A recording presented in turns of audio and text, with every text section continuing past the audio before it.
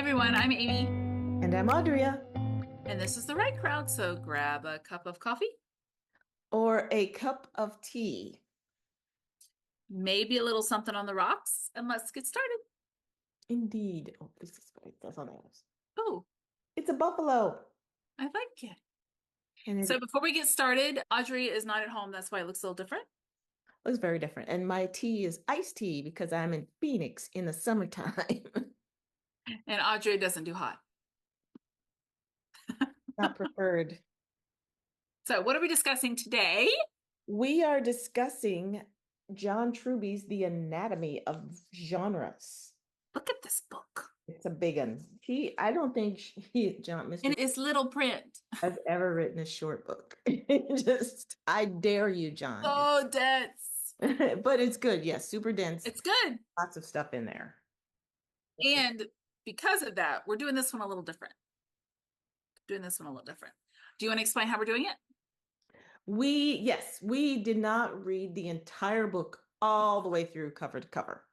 We read we read the genres because it's all about genres. So for movies or books, genres, fiction. And it's 710 pages. And we started Tiny, itty bitty print. little print. Yes. So this book could easily be, but it's chock full of goodness. It's really good. It's really good. And lots of great detail and information. And yeah, we'll get to that. But so what we did was we picked the genres that each of us wanted to read or were writing. And those are the ones we covered. And you'll get a taste for John Truby's The Anatomy of Genres. All right. So who do you think this book is for, Amy? I think it's for all the writers. Yeah. All the peoples, because he breaks down these are all different genres, all these circles. He breaks down all the genres. He does this book in the order to which they all connect together.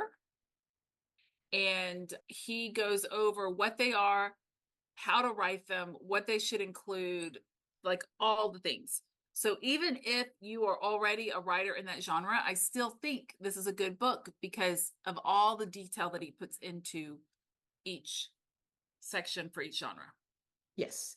And I agree. I would say this is for whether you're a beginning writer just looking to understand what genres are in fiction, or an advanced published best-selling author who wants to transform your genre, which he talks about in the book. I think this book, you can learn something from this book. And if you are a screenwriter, Mr. Truby is all about the movies. So books or films, this book is applicable. And I love the subtitle on this book. So it's The Anatomy of Genres, How Story Form Explains the Way the World Works. And the way the world works is often reflected, or doesn't work, is reflected in fiction. Yeah. So let's go into, and again, for those of you who are new to the Author Craft Book Club, the right crowd, we don't read the whole thing. In this one, we didn't read the whole thing, but we're not going to tell you everything. We always recommend if it's a good book, you go get it yourself. All right, so let's start with. And if you didn't like it, you're not going to hear about it from us. That's right. All right, so he starts in chapter 1 with the world of story, and talks about what story is and how there are different types of story. And those types can be broken down into genres and how you can blend genres together, like love and detection or comedy and action, etc. He also goes over rules of play. He said the only way a writer can be successful in any medium is to play by the 3 unwritten rules that define storytelling today.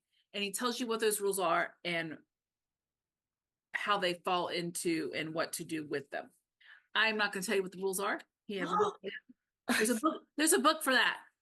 But he does go into the rules and how to mix the genres and all the aspects and the twists and what makes them work.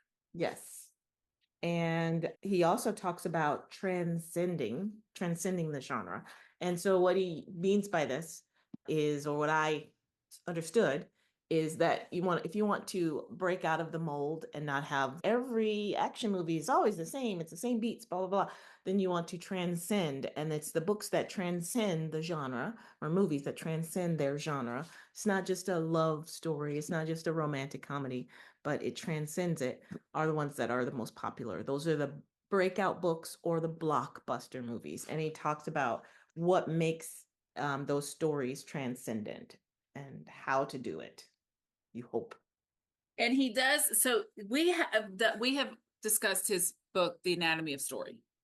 Yes. And in that, he did that in the same way he does this. He gives you examples in movies and in books that go along with what he's talking about. So a lot of his description and his explanation is based off of a book or a movie you would already be familiar with, or you'd be able to go and read or watch to give you a better idea. So he does that from the very first one, which was horror, which I don't think either one of us read. Was either one of us going to do I horror? read horror. I did read horror. But before we go on to horror, he in this book is newer than the Anatomy of Story. So the Anatomy of Genre later on. And we met Mr. Truby, John Truby, at 20 Books to 50K at one of the conventions in Las Vegas. And we have a photo with him. But anyway, fangirl, no, what I like is that he updated some of his references in this book. So there are some newer ones like Knives Out. That's a great movie. That movie's so good. So good. And The Onion is so good too. The Glass Onion, rather. Anyway, he uses some modern references, some older references, but no matter what the references, you should look at the reference and then know he's going to spoilers. There are spoilers in here, but they're old enough. Like Harry Potter. I don't know if he says Harry Potter, but Knives Out came out like 4 years ago, at least, if not more than that. So anyway, what's funny about when you say that 4 years ago is there's so many times where a reference will come up for a book or a movie, and I'm like, oh yeah, that's a good thing. And then I'll be like 12 years ago when it came out. I'm like, wait, it came out when? How long ago did that movie come out? I think it was more than 4 So years. you say 4 years, and I'm like, but was it 10? It could have been. It's all, I don't know. I don't know when it came out. Yeah. Okay. So I did read the horror chapter. What I like about the book is he gives key points for each of the topics or the way he breaks down a genre. So for example, one of the beats, and he gives beats for each genre. So one of the horror, and I hope I'm not saying horror, I'm saying horror. Horror story beats is the hero as victim. And I have always tried to I've for many years tried to figure out what it is I like and don't like about horror. So I have watched horror movies. I don't do it very often, but and there are some that are so good that I watch them. And I know there are tropes in horror movies and etc. But I could never put my finger on what it was, why that's not a favorite genre of mine. And the first beat in here, or not the first beat, one of the beats in here is hero as victim. And it's like, ding, ding, I don't like that. I want the hero to rise above and to be successful. And I want the hero to have a happy ending of some sort and some sort of hope for the future. And so I was like, that's why that's not my favorite. I love a really good horror, don't get me wrong. But anyway, I highlighted a lot in here. One of the other horror beats is the monster attacks. And he breaks down what a monster is, because your monster in horror movies, it could be like the boogeyman, and it's a person, it's the thing, or Freddy, like who has come back through crossed space and time to torment people. But he talks about what a good horror or monster is, and the beat, and one of the beats in the horror story is the ally is the rational skeptic. So that's the person like in Dracula, he mentions on page 43. In Dracula, the skeptic is the scientist who validates the reality of the living dead. So the hero always goes to someone and goes, I don't know what's happening, but they're sucking blood, and are they real or not real? And the ally is the person who validates that. And there's not always happy endings in horror movies, which is why I don't like them a lot. But I love when something, it doesn't matter what genre it is, when it's really well done. In addition to giving you the beats of that genre, he's also going to tell you techniques you can use. One of the techniques in a horror story is to increase the pressure through deception. That's on page 48. And the key point, and I highlighted the key point here, is the more deception the monster uses, the more horrific the attack and the better the plot. So that's, I highlighted that part too. did you really? And right before that, the page before, because I did read the horror section. It was just so long ago. I bet That the key point before that was the more pressure on the hero, the better the story. Yes. Yeah. I actually highlighted a lot in this chapter. I didn't realize I did. And the other part of that key point is, therefore, keep as much of the opponent's real power and ability hidden from the hero and the audience as you can. So it always gets worse. And you didn't know that was coming in. Oh my goodness. So he can walk through walls. He just didn't do it until now. Oh my goodness. Sorry. And then he gives you how to write horror nightmares. And I highlighted that section, or that little bit. It's like, figure out the hero's greatest fears, exploit them as many times as possible in different forms at more and more extreme levels.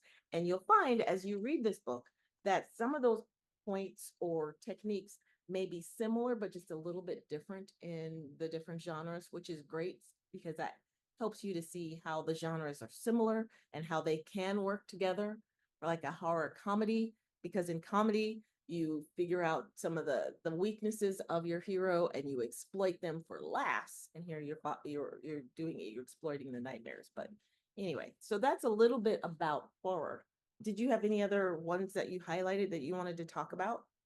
I'm flipping very quickly because I forgot that originally we were both going to read the whole book. Mhm. But then we realized that there were sections that neither one of us had any interest whatsoever in writing. So we were not really interested in reading it either. Like Western. I'm sorry. I just. Yeah.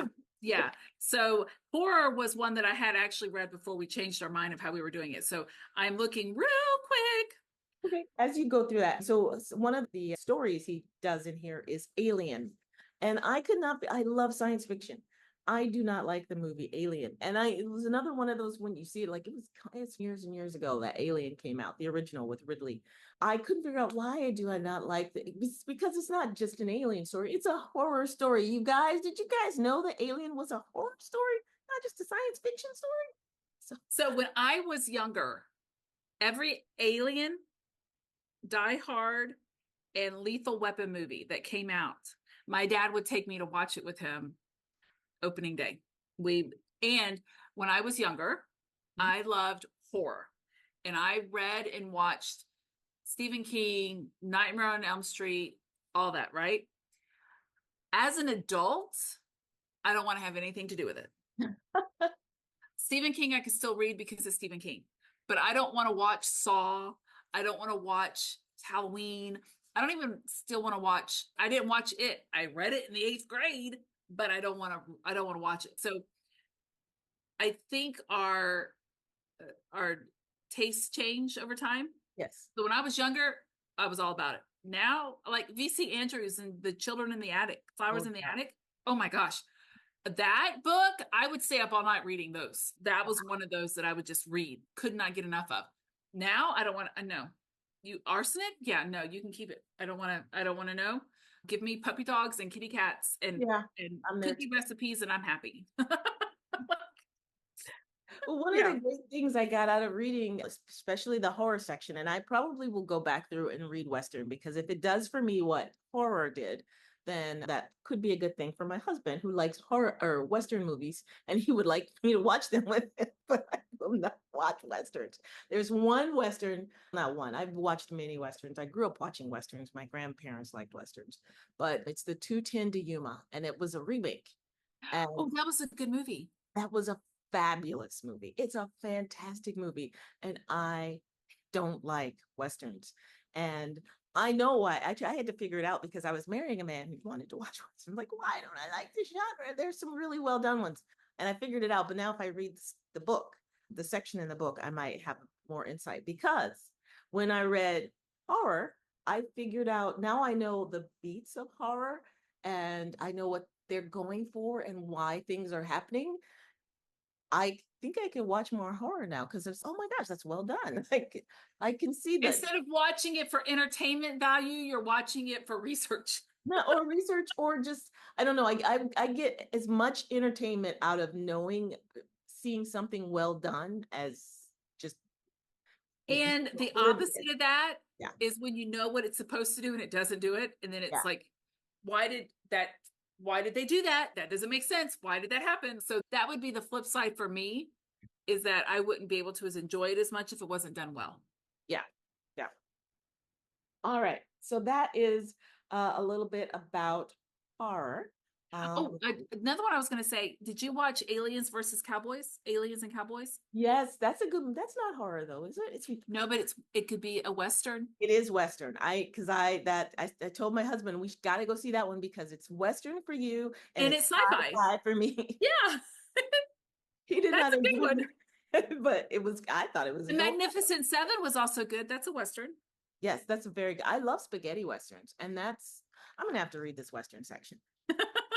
Thanks, John. But anyway, because I love spaghetti Westerns, and I think I know why, and I'm gonna have to read the book to see if that beat is in here and mentioned. But anything else on horror? No. Okay. Yeah, so just a few of the references he uses or examples. 28 Days Later, sorry, we mentioned aliens. And here on page 70, Planet of the Apes, another one I could never figure out. I just No. do not like Planet of the Apes. Not interested. And 28 Days Later, not interested in that one either. I just And I didn't don't do like anything. anything where I feel more sorry for the animals than humans, and you do bad things to the I no. Yes. You know what? I was telling someone the other day, I was like, you could kill everyone in the movie. I don't care who they are. But that dog and that horse at the end of the movie, they better still be alive. Exactly. And they should be eating delicious things and just palling out. Yeah. Which is hard for me to say that I like the movie I Am Legend. Oh, But that, oh my God, I want to cry just thinking about it. So I couldn't watch it because of that. So let's move yeah, on. move on before I start crying. Okay. Okay. So I have a question. What is this word? You got me. So he has it in every one, and it's my, whatever that word is, reveal. I don't know what that word is. Oh, I remember that. Yeah, I What remember is it? that. I don't remember. I don't know. We're gonna have to Google Oh, it. he answers my question right I there. was gonna say he does answer the question in the book. I just didn't It's know. a personal formation story. Yes. And so Okay. now you have to okay, what Okay. page is that again? Because now 77. all right, because for those of you who are not watching, who might just be listening to this episode, it's Bildungsroman reveal. My Bildungsroman reveal. And I'm not gonna spell it. You'll see it, and you're gonna have to look at our show notes because a lot of That. syllables No. and things together. Okay, all right. So you're going on to which So action was not one that either one of us said we would discuss. I did read it before we said we were going to okay. change it up a little bit. And he says that action, and in every section, he goes through and says what other genres that one is a part of. And action is a part of the myth and Western. And he goes in and it explains how all that works. And then he goes through subgenres and some examples, which is action. We know, right? Mm-hmm. Yeah. Like, well, but he goes over Die Hard, Gladiator, John Wick, Face Off, Iron Man, Crouching Tiger, like all the things that most people will watch them action. I think there's not a lot of people that just aren't in for a good action flick because there's nothing. Yeah, people die, which the way I say that so flippantly. Yeah, people die, but it's not like blood and gore and that kind of stuff.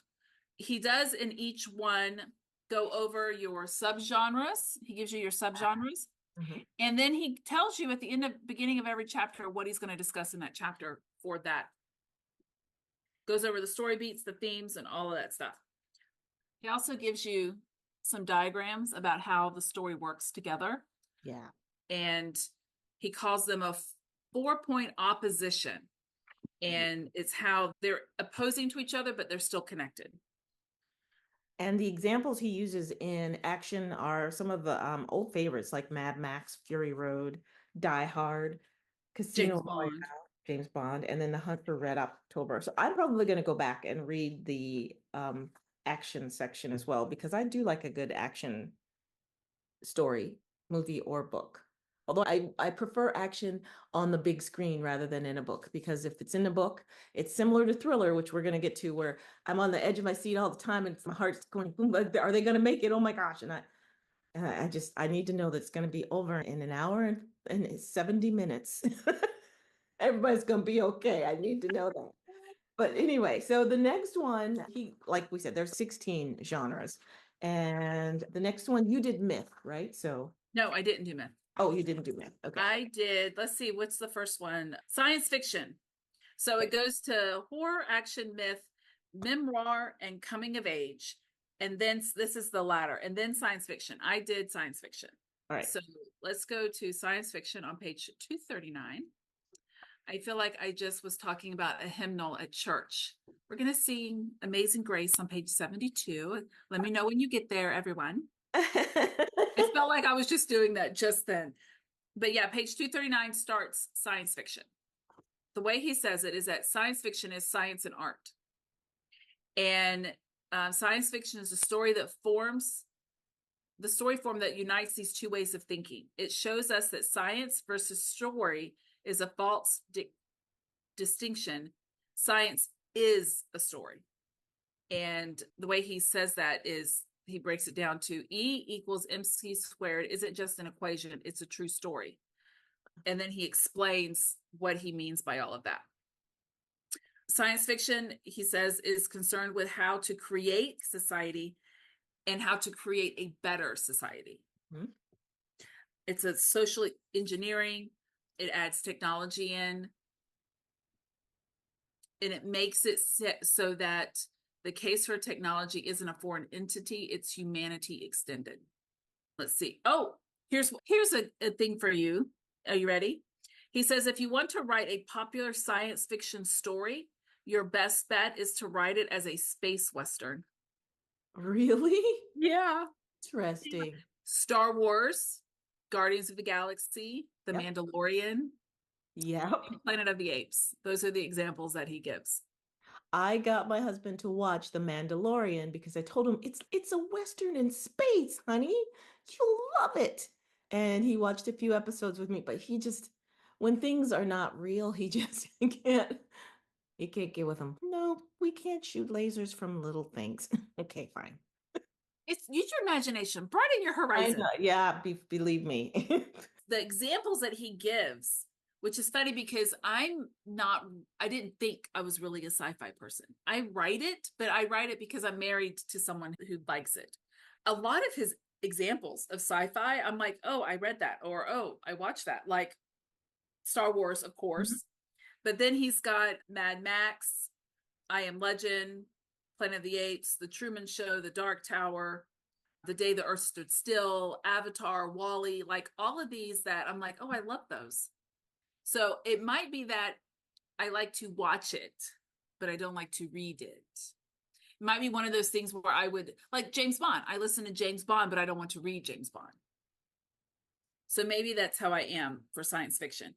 But then the subgenres of science fiction, you have space opera, time travel, dystopian, alternate history, military adventure, cyberpunk, post-apocalyptic. Easy for you to say. Is that the right word?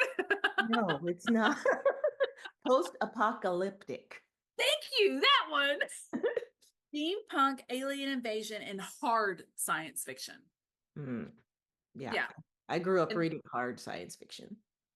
And he goes through and the story beats and all the different story beats and how it works. He says that the vast scope and minute detail of the story would require the science fiction writer to reproduce 3 art forms of life in the story: science, society, and culture. And that other genres that can be put in with science fiction are horror, myth and crime, and memoir. I don't know how you would do memoir, or maybe I'm reading this the wrong way, but yeah, he said you can mix it all together. In a science fiction, you can break the laws, you can make your own rules, you can do what needs to be done. He says that after establishing the physical basis of the universe, creating the science society culture is a major step in building the story world. So you have to build the culture that your book is going to be around. That's like the first thing you have to do. And all of these chapters are very long. They're like 100 pages for each thing. I will say that he, for a lot of them, he gives you the building blocks and he'll break it down and tell you how they're connected together.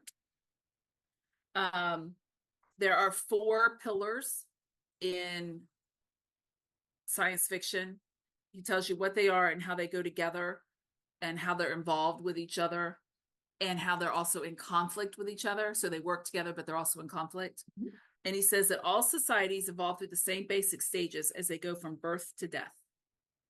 He talks about the different techniques in developing your social fractals, how wilderness goes to village, goes to town, goes to city, and oppressive city goes to planetary. It's like a evolution. Right. He does talk about your hero and what they are. He gives you examples of all the different stages, the city and village and town, what I just went over. He gives you all the examples, who the pillars are in each of those examples. He states that the cycle must begin again with a new wilderness and the ruins of the old technology strewn across the barren landscape. So when you go from one to the next one, it's got to show evidence of the previous one moving into the new one. If you think about some movies where they're walking through the desert and all of a sudden you see the old huts and the old tiki torches and all that stuff, they're walking through what used to be into what. And as a lot of this stuff, as I'm reading it, I'm like, wait a minute, I remember this in this book or this whatever. All of these genres that we were reading, I was doing the same thing as he was talking about what they do and how they do. I was like, oh my God, yes, that is, I can visually imagine in my head that part of that movie or that book that I read that did exactly this. Did you read any part of science fiction? I did not. I glanced through the examples that he uses because I loved all those movies like Blade Runner and Ex Machina, and I just glanced through science fiction. I did not read it. Okay. A couple of the key points he says is that to kick your story to a higher level, give sufficient details about as many rules in the world as possible. Yeah. Because in a science fiction and fantasy, both of those, you are making up your own rule for the world you have created. Detective story on the streets of New York, I don't really have to go into many details. You literally, when I said that, it popped into your brain. Exactly. Science fiction and fantasy is not that way. You have to give your readers what's in your brain. You have to give it to them in order for them to see it. And he said the single biggest reason that many science fiction stories fail is that they alienate the audience by making them a clinical observer and not an emotional participant. Oh, interesting. You've got to give your reader enough information so that they too can visualize the world that you have created. He also says much of the success of the story comes from how well the author details your lesser characters. Oh, yeah, that's true. So even though in some they say, don't even mention them, but in science fiction, you got to give them all the information. C3PO and R2D2. And yes, like he goes through and gives you all your different story beats. There's 50 gazillion of them. How to make your story more challenging. He says one technique is a 4-point opposition, where you have a hero and at least 3 opponents who are connected to each other in a hierarchy that the writer can continually bring back central opponents as the hero goes on their journey. So having them have more than one person to fight at a time, kind of thing. He goes over how to transcend the story, and he gives you all the examples of the different types. And then that's the end. That's the end of science fiction. That's the end of sci-fi. Yeah, he goes through the different types, gives you some examples. And all of this, he goes through and gives you examples. Yes. Of what he tells you. He tells you what he's going to tell you, and then he proves it to you by giving you examples of what he just told you. And then at the end of every one, he gives you what the next rung in the ladder is, and he explains why it's the next trajectory. The next one is crime, which I don't think either one of us read. Well, Oh, actually, you did. Okay. well, I read a little bit of crime All because, right, give it to us. as you all know, loyal listeners and watchers, viewers, I'm a big mystery fan, and I also like noir mystery or and hard detective novels. I read those as a kid, like James Spade and all of the Kinsey Millhone books. So those are a little bit grittier. And it took me a while to figure out, you figure out in literature class in college or whatever it is, but the difference between noir and other mysteries is, that loss of hope, that or the lack of hope, and it's grittier, it's darker, and society usually fails, or the hero, etc. In a noir. In crime, the section he does in crime, he talks about the first crime story, which I never thought of it as a crime story, is Cain and Abel. And that is the very first crime story. And he compares crime to other genres. And he says, though action shares certain elements of crime, it is crime's opposite thematically. Action starts from the point of view of the individual and is about superiority. It's about how to be successful in getting what one wants and rising to the top of the hierarchy. Crime is not so much. In crime, the hierarchy often beats the hero or beats down the hero. And if they don't lose their life, they lose something important. And so he goes through the beats in crime. One of the story beats is values and moral code. And usually there's a cop pitted against a criminal, or two criminals pitted against each other, and you're showing values on both sides. And again, beats and then techniques he goes into. And one of the ones he talks about as a crime story is one of my favorite movies of all time, and that is The Usual Suspects with Verbal. And he talks about how the technique used, and there's a violent battle or a big revelation, and there's a huge revelation at the end of The Usual Suspects. I've watched that movie I don't know how many times, and every time I go, how did he do that? That's amazing. And I know what the reveal is, and I try to see him just give a little bit of it away. It's just a great story. All right, so some of the other things are in crime. There's the Code of the West, there's the Code of the Detective, and you can see morals represented more in the crime genres than in some of the other genres. And he also talks about how to transcend the crime story. So I read crime just because I wanted to see how it was contrasted with detective and thriller. So let's skip over crime, shall we, and go to comedy. You did comedy too, didn't you? Oh, I did comedy. All right. Comedy was awesome. I'm just gonna listen with my cup of coffee. I think the last two I did were comedy and detective and thriller. All right, so comedy, I loved the chapter on comedy. I took lots of notes because often my books, I want them to be funny. And when things are not funny, it's hard to know why. And if you read the chapter on comedy, you'll understand some of the techniques you can use and the part the hero plays or must play. And so he talks about that. And he talks about how more comedy or morality is represented in comedy. And one of the things he says, comedy is about manners and morals. And that's very often what's represented in comedy. And what makes it funny or not funny is how each of those is represented. Let me go back to, let's see, one of these. In each of these genres, he talks about what it says. So action is about success. That's the overarching thing. Action is about success. And for horror, it's about, get back to that page. Okay. So horror is often about religion and how a religion of some kind is represented in horror. And in comedy, it's manners and morals.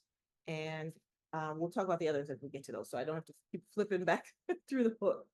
But he says comedy is a mind action story view.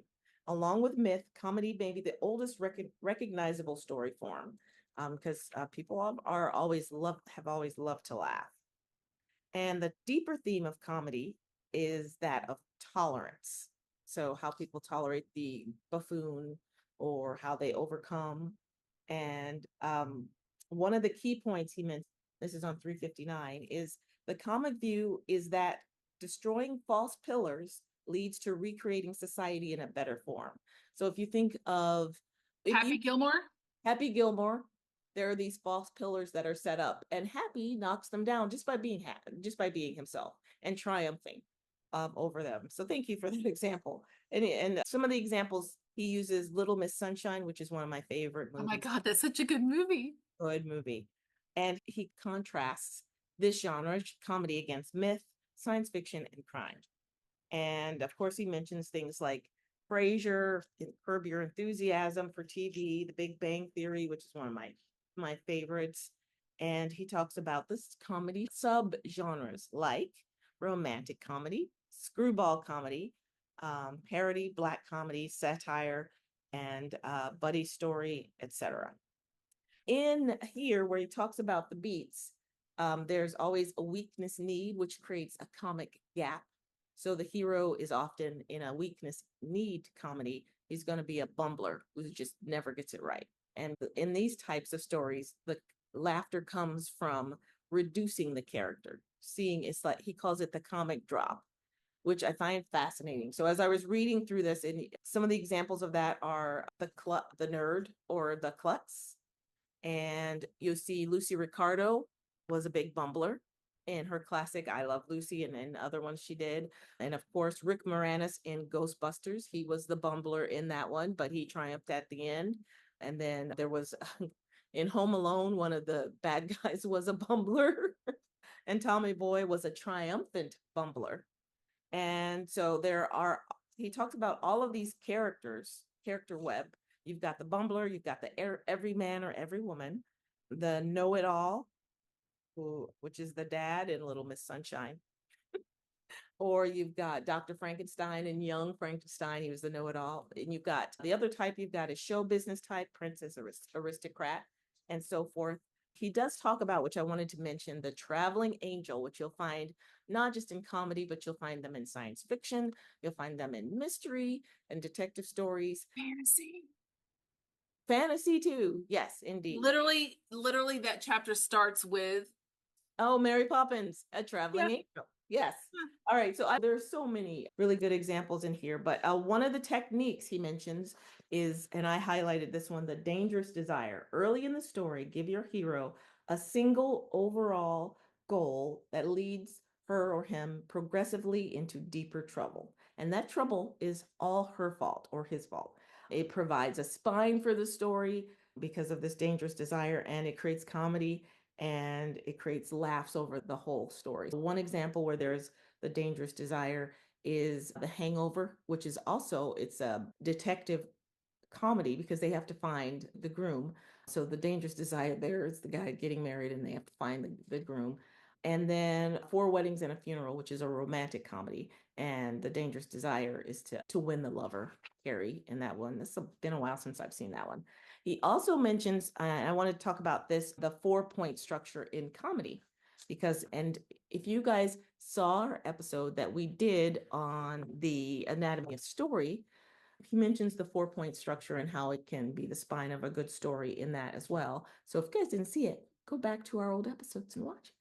But he mentions Golden Girls in here, and he talks about how Golden Girls is a classic example of a television show built on the 4-point structure or opposition. You've got Blanche, who represents the animal. Blanche was the sexy one who just wanted a man.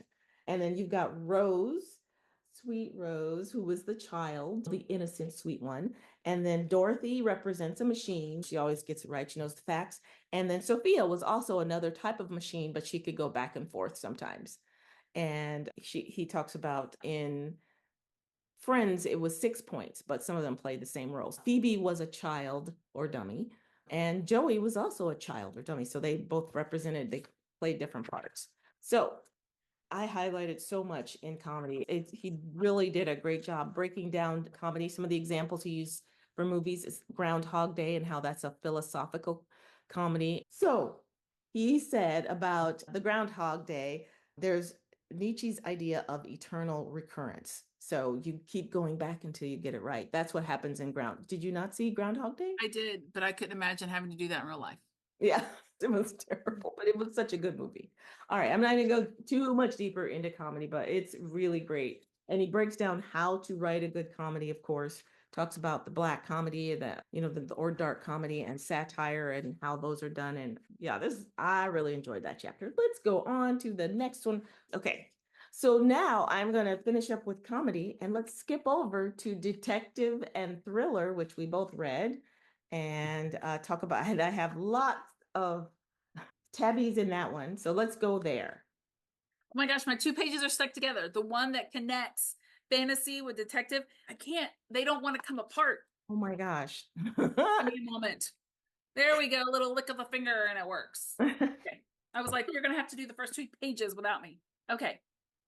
Detective, story, and thriller, which is interesting because I personally would not have put them together. Really?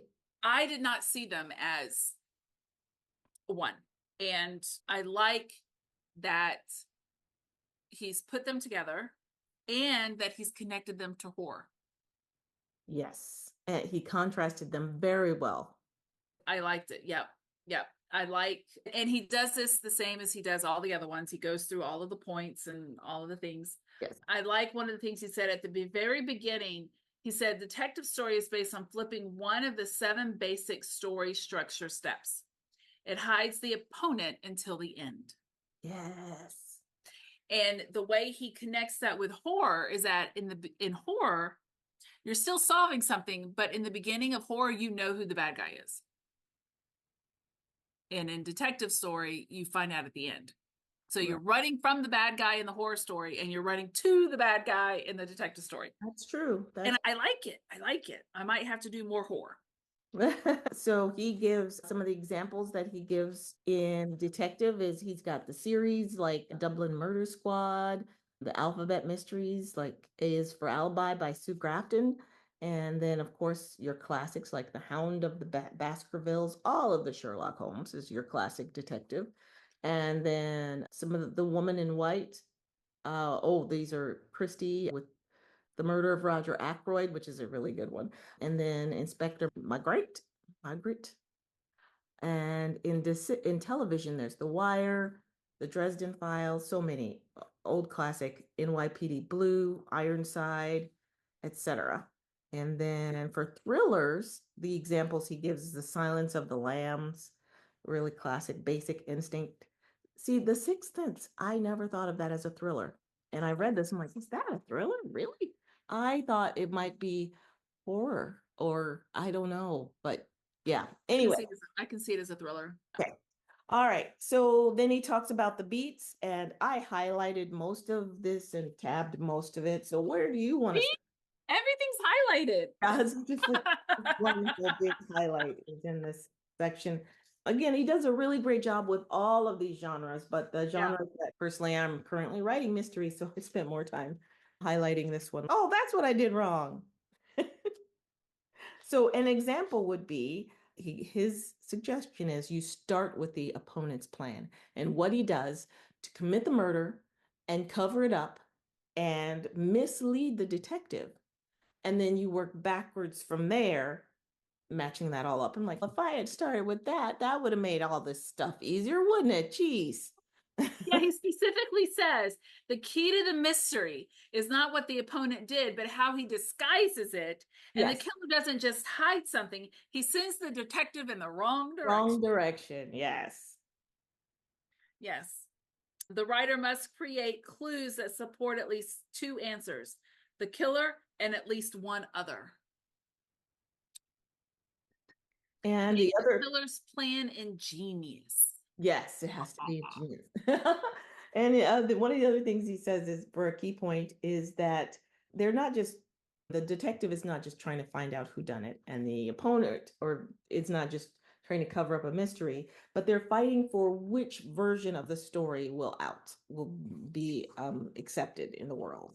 Okay, so on page 581, Oh, he distinguishes between the hero and a detective and a thriller because to him the detective and thriller are connected, and what he says is that a detective the hero is usually a professional, and in a thriller, they are not.